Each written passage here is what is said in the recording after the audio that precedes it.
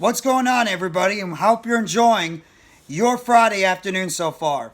This is MYG Jeffy T85 here, and I'm going to talk about a little bit of Brooklyn Nets off-season basketball talk and a potential couple of names that could be out there that the Brooklyn Nets might explore. Obviously, the Brooklyn Nets, they ended their season last week in a 4-0 sweep against the Philadelphia 76ers, and now the Nets are trying to pick up the pieces and figure out what is the next step to take for this organization going into the offseason, and in reality has a lot more questions than they do have answers.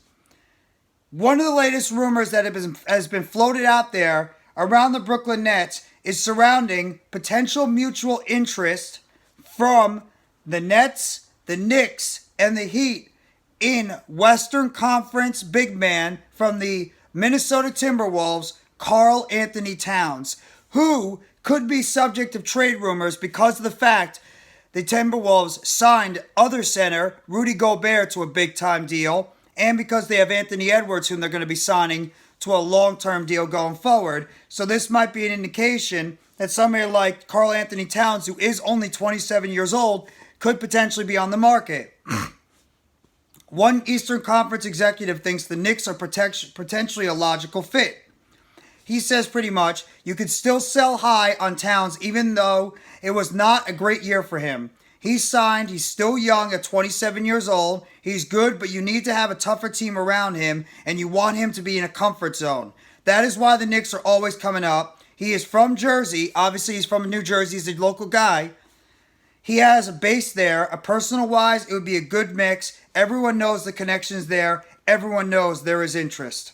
Obviously, when it comes to the Knicks, you have players like a Julius Randle, who could potentially be a trade chip over there. And then you obviously have guys like an Obi Toppin, if they want to trade maybe a Quentin Grimes or a Miles McBride. So that could actually be like somewhat of a logical fit over there. And they even continue more. No matter the success this year, the Knicks are going to keep being aggressive. So you'd want to start with R.J. Barrett there, but you can send Obi Toppin, you can send Quentin Grimes, Miles McBride, any one of these guys. They do not want to trade Emmanuel quickly, but if the target is Towns, maybe they would change that. You'd play Towns at the 5 if you were in New York, so you'd probably have Mitchell Robinson in the deal, and he could go to a third team. Possibilities, and Minnesota might be a better team by putting it all on Edwards and getting the right pieces around him. Obviously, they're trying to look for a future in terms of overall what they might be able to do.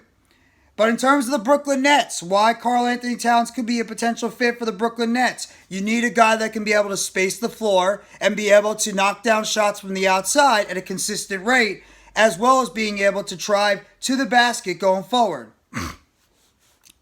I don't know. You could maybe include guys like Cam Thomas, a Day'Ron Sharpe. You have a David Duke Jr., who maybe teams might like. You also have young players in there if you want to include a Nicholas Claxton. I'm not in favor of trading Nicholas Claxton, but it's definitely something you have to monitor going forward. Would the Nets be able to think about potentially a guy like a Nicholas Claxton, a deal for Karl-Anthony Towns? You got to think about that too. Nets are trying to think about whatever is best for the organization going forward. So that could be something that you have to really think about too. And obviously, Karl-Anthony Towns, who is 7 foot, 248 pounds, he was a former first-round pick at pick number 1 overall back in 2015 by the Timberwolves out of the University of Kentucky. And in his career so far, he's a 3-time NBA All-Star in 2018, 19, and 22. He's a 2-time NBA All-Third Team player in 2018 and 2022. He's an NBA Rookie of the Year in 2016. NBA All-Rookie First Team in 2016. He was part of the NBA three-point contest, the champion back in 2022. Think about that. Somebody his size was a three-point shooting champion. He's a conscientious, in terms of his college stuff, conscientious second-team All-American back in 2015, an SEC Freshman of the Year in 2015. He was a first-team All-SEC in 2015, a Gatorade National Player of the Year in 2014 in high school, a McDonald's All-American in 2014, and a first-team All-Parade All-American back in 2014. Obviously, him being 7 foot, he has definitely the credentials, a multiple-time All-Star, a terrific player in the NBA, one of the best centers in the NBA. Even though he had a down year this past season, only playing in 29 games overall, he did score at least still 21 points per game. He had about 8 rebounds per game with 5 assists. He shot a field goal percentage of 50%. He did have a 3-point field goal percentage of about 37% overall. A free throw percentage of 87% overall too. And in terms of his minutes per game,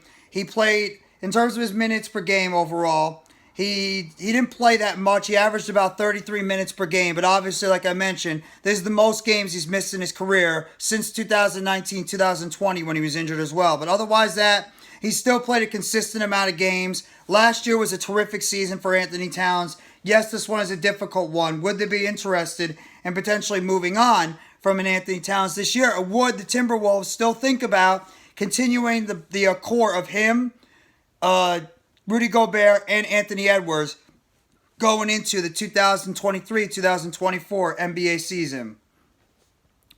Another player that could potentially be on the block that the Brooklyn Nets could think about maybe potentially trading for, but it might actually come to a more costly proposition, and that, of course, is Jalen Green, who, according to NBA Central, Jake L. Fisher, the Houston Rockets have addressed the idea of packaging Jalen Green in potential trade for a star. And Billy Reinhart, who covers the Brooklyn Nets, has suggested, while I'm me personally, I push back at this a lot.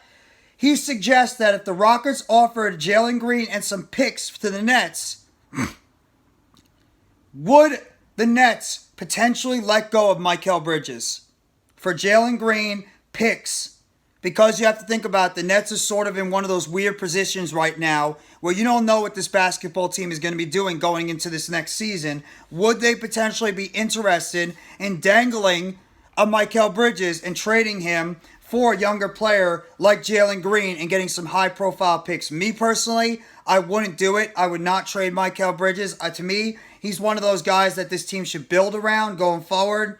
But you can't obviously take it off the table for an incredibly talented player like Jalen Green, who is only 21 years old, ever since he was drafted back in 2021 out of the first round with pick number 2 overall by the Houston Rockets. So you have to make sure you got to have all avenues open overall. And if he's somebody that can help out this team going into next season, you have to keep the option open, especially if you don't believe that somebody like a Mikal Bridges is going to be, a future long-term piece on this team going into next year. So you have to make sure you have to keep all avenues open when it comes to any type of trade going into the season. So, and in terms of last year, Green had a terrific season. He scored 22 points per game for the Houston Rockets. He averaged about 4 rebounds per game and 4 assists for Houston during last year overall. So, I mean, he is a young emerging player in the NBA, arguably the best player on that Houston Rockets team. So you got to keep all options open.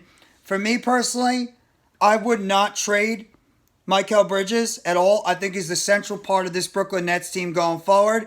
But if the Houston Rockets give the Nets a call and they're saying we're going to be willing to offer you a young, talented player, only 21 years old, in Jalen Green, and we're willing to give you multiple first-round picks in exchange for Mikal Bridges, the Nets might have to be willing to be entertained by it. Also, because of the fact you're hearing rumors of the Houston Rockets potentially having interest in signing Cam Johnson, who Bridges and Johnson are linked together. They're called the twins for a reason. So if Houston finds a way to sign somebody like Cam Johnson free agency, it might open it up for the Nets to potentially think about trading Jalen Green in the future. We'll have to wait trading on Mikal Bridges in the future and getting some more draft capital.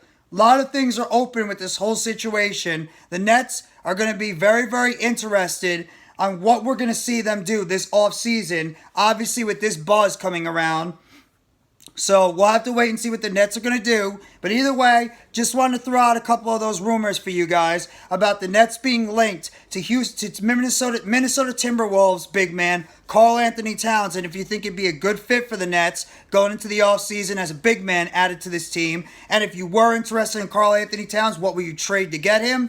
And at the same time, Also, a Jalen Green, would you make a trade potentially if he's on the table and he gives the Nets a call? Would you be willing to trade for Jalen Green, and would you even be willing to give up a Mikal Bridges if in fact you want to get somebody like Jalen Green on the team? You guys let me know in the comment section, and as always, hit that like button if you haven't already, and make sure you give a sub to NYGJeffyT85. More news, updates, chatter around the Brooklyn Nets, and always turn on the bell for notifications of the next video or short dropping on the channel surrounding the Brooklyn Nets. Thank you very much, everybody. I hope you all enjoy the rest of your Friday. Take it easy, and let's go Brooklyn Nets. As always, it's a Nets world, and we are all just living in it.